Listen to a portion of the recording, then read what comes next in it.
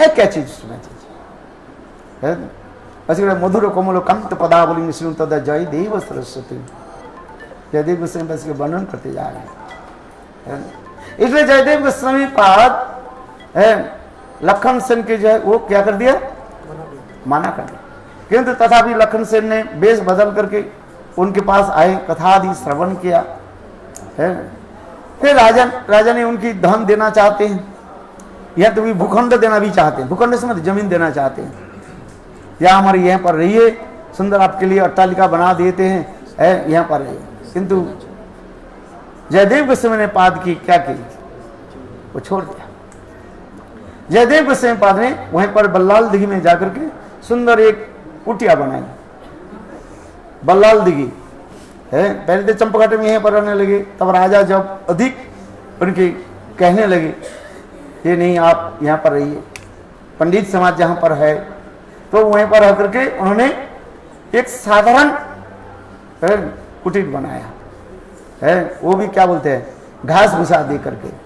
इसके भी बहुत सुंदर वर्णन है। जयदेव गोस्वामी पाद जब एक गीत गोविंद रचना करके स्वयं जब कीर्तन करते थे, स्वयं राधा जी ने उसके कीर्तन सुनने के लिए आ जाती थी।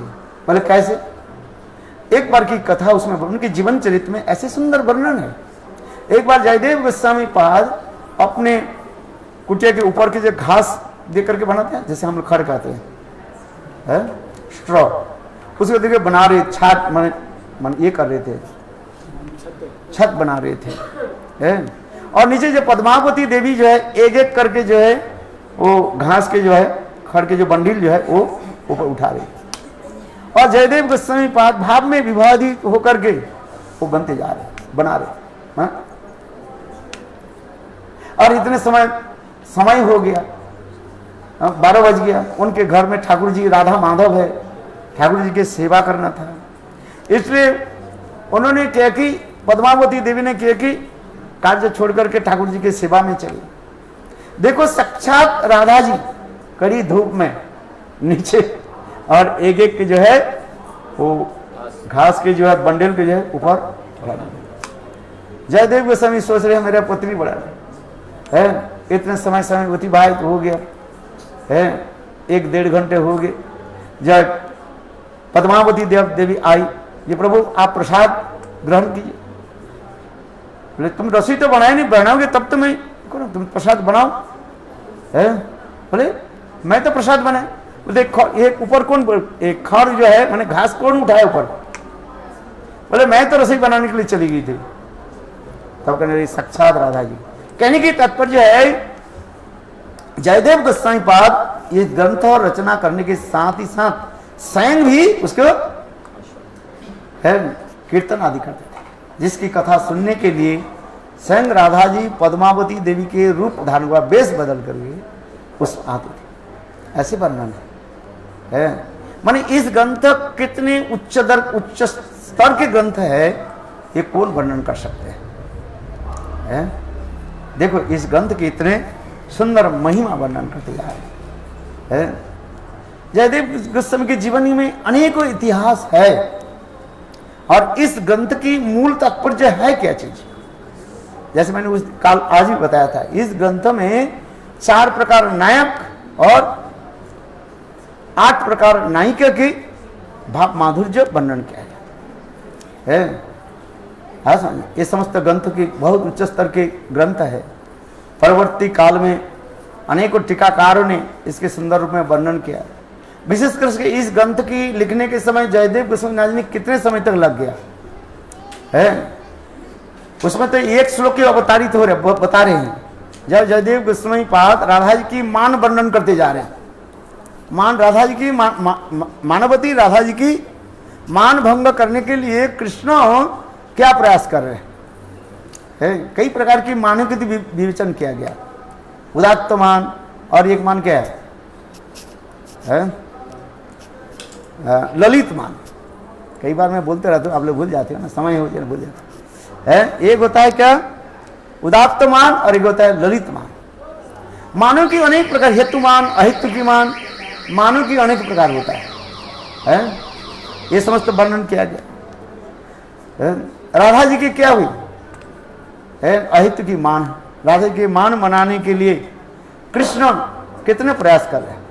उसमें श्लोक आ रहा है, स्मर खंडनम मम शीरसि मंडनम देहि तव पद पल्लव मुदारम।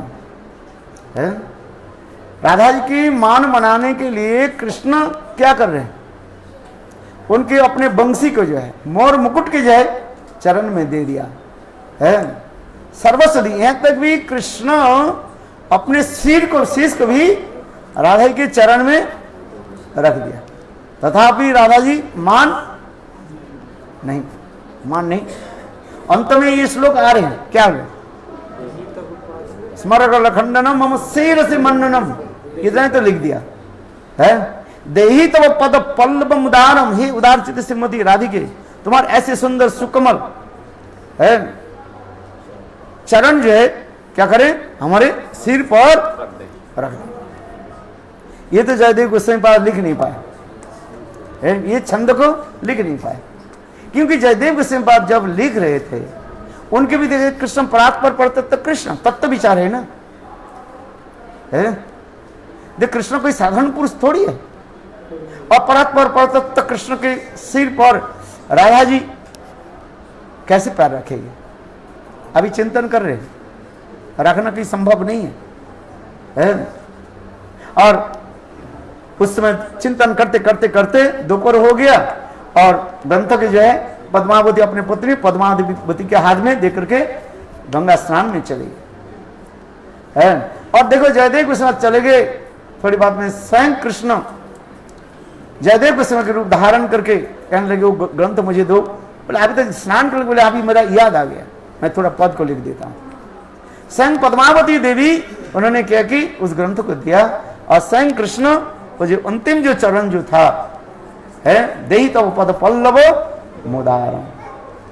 और थोड़ी बात में फिर जयदेव गोस्वामी आगे स्नान करके बोले प्रभु अभी तो गए, अभी कैसे स्नान आ रहे, इतने जल्दी कैसे? बोले जल्दी कहां, कितने समय हो गया स्नान करके आते, तो मैं चिंतन कर लूं जी मेरा श्लोक के मैं अंतिम श्लोक क्या लिखूं, पद कैसे पूर्ण करूं। बोले नहीं अभी तो लिख करके गए। बोले मैं क्या लिखा, अभी तो मैं चिंतन कर लूं क्या लिखूं। तब से ग्रंथ दिखाओ। तो पद्मावती देवी ने ग्रंथ खोला, दिखाया उनको, स्वर्णाक्षर में लिखा है क्या, देहि तव पद पल्लव मुदारम। तब उसमें जयदेव गोस्वामी कहने लगे पद्मा तुम्हारे जीवन धन्य है, जिस साक्षात कृष्ण तुम्हें दर्शन दिया और ये पद को पूर्ण किया। अच्छा इसमें देखो पद्मावती के कृष्ण ने दर्शन दिया और जयदेव गोस्वामी पाद के कृष्ण ने तो ये समस्त जो रसमाधुर्य जी की साधारण नहीं है, बहुत सुंदर सुंदर ये समस्त पदावली के ग्रंथ है। तो जयदेव गोस्वामी अमूल्य जो ग्रंथ, जिस ग्रंथ के जैसे चैतन्य महाप्रभु रस आस्वादन करते है, बताया था ना चैतन्य महाप्रभु जब इसमें गंभीरा में रहते थे, विरह काल में रायर नाटक और स्वरूपेर गान विरहेर काले दुहा राखो परान। चैतन्य महाप्रभु जब विरह में उत्कंठित हो जाते थे, तड़पते थे, उस समय स्वरूप दामोदर राय रमानंद महाप्रभु के निकट रह करके महाप्रभु के कैसे सुंदर सुंदर विद्यापति चंडीदास जयदेव आदि के श्लोक आदि श्रवण कराते थे। और राय रमानंद जो अपने स्वरचित ग्रंथ जो है जगन्नाथ वल्लभ नाटकम पढ़ना उसके सुंदर लगे, आनंद लगे, छोड़ने की इच्छा ही नहीं करेगा। जगन्नाथ वल्लभ नाटकम पढ़े जाए, इतना आनंद हुए आर के बोला जाए जगन्नाथ वल्लभ नाटक। और इसलिए राय रमानंद ये सब श्लोकों की जो है उच्चारण करते थे। और स्वरूप दामोदर इतने सुंदर सुरीली स्वर से विद्यापति चंडीदास के जो है कीर्तन करते थे। उससे चैतन्य महाप्रभु के विरह और भी बढ़ जाता है, जैसे आग में घी डालने से जैसे अग्नि के तेज भाग प्रज्वलित हो जाते हैं, उसी प्रकार के तात्पर्य क्या है, ऊपर से तो महाप्रभु रो रहे हैं किंतु अंतर हृदय में आनंद की लहरियां चलती है। ऊपर में अग्नि के तेज लहरियां चल रही है अग्नि के जो क्या बोले शिखा जैसे लपालप होकर चलते रहते, फ्लेम्स ऑफ द फायर। किंतु अंतर हृदय में क्या है, महाप्रभु के आनंद की हिल्लोल कल्लोल बारिधि है आकर के नाज़ हिदायत को जो है कैसे कर देते थे। ये समस्त वर्णन होते जाए।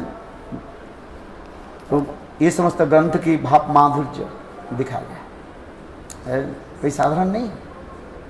फिर हम लोग उसके आगे चले गए विद्यानगर गए, सर्व भट्टाचार्य के स्थान है, सारी विद्या जहाँ पर ऑक्सफोर्ड ऑफ इंडिया कहा जाता था है, बात कहा जाता था। और मिथिला के जहाँ पर नब्बे न्याय पढ़ाया जाता है मिथिला में, और वहीं पर भी नब्बे न्याय चैतन्य महाप्रभु भी बड़े बड़े पंडित को जो है हराया है। हाँ समझे, ये सब कथा से वर्णन नहीं किया। चलो, सारी विद्या के केंद्र था वो उस समय जो है, समस्त प्रकार की वहीं पर जितने भी षड दर्शन जो है वहीं पर रचना हुई। वाल्मीकि ऋषि से लेकर के व्यासदेव सभी है लोग ने वहीं पर भी किया। ये समस्त वर्णन हाँ,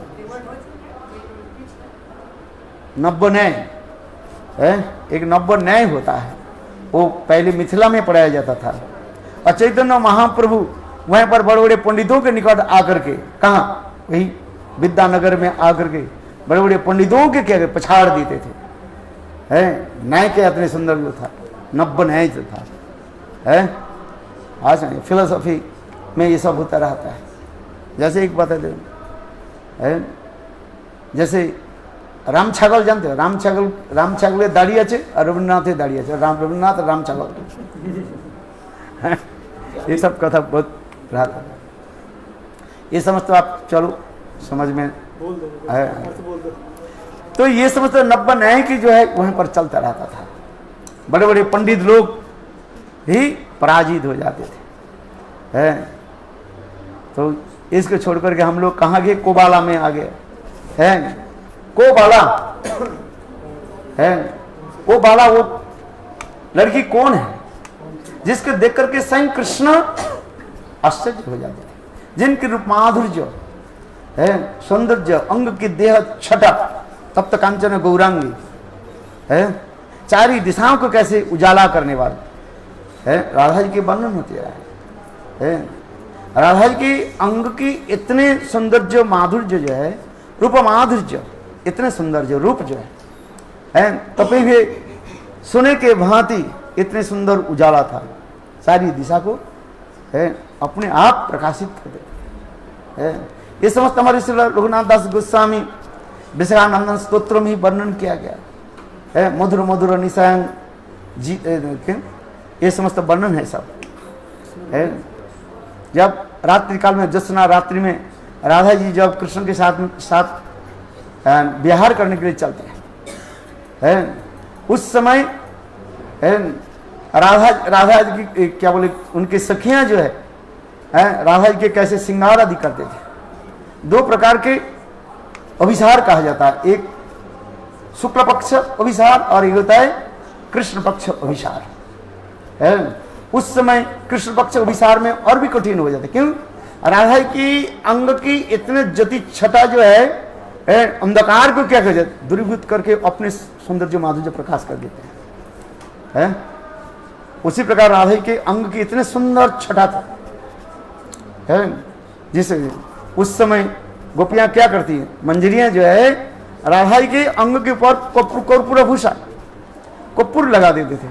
कपूर समझते हो है, कैम्फर लगा देते है, जिससे अंग के छटा बाहर न, विशेषकर रात्रि काल में, अंधकार रात्रि में राधा जी जब कृष्ण के साथ मिलन के लिए अभिसार करती है तो उस समय अंधकार में तो और भी छटा ज्यादा दिखाई पड़ेगा। दिन में एक मोमबत्ती जलाइए उतना तेज दिखाई नहीं पड़ता है, किंतु रात्रि अंधकार में, अमावस्या में अधिक रूप में दिखाई पड़ता है और दूर से भी दिखाई पड़ता रहा है। ठीक उसी प्रकार राधा जी की अंग की छटा इतने सुंदर जो है तब तक और भी अंधकार रात्रि में और भी उजाला हो जाता है।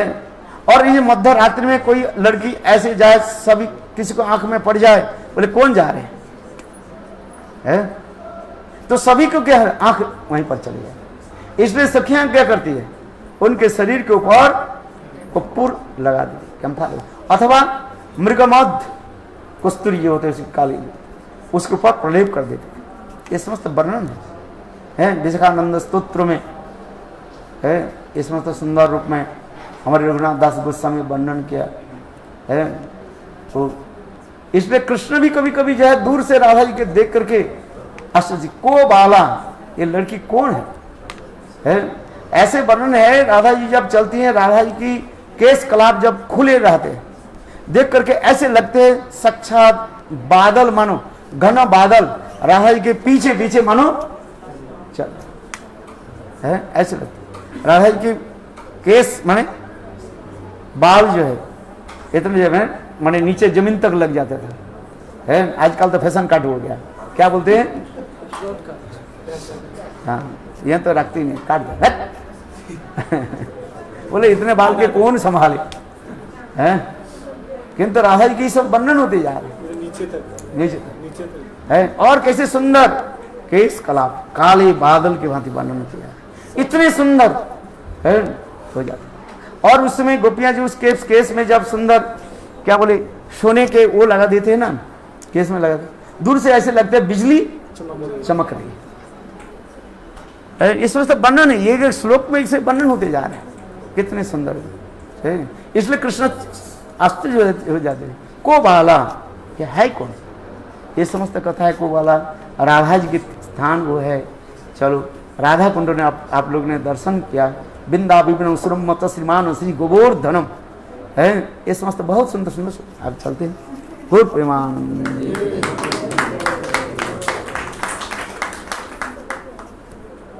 अच्छा चलो, मृगमत कस्तूरी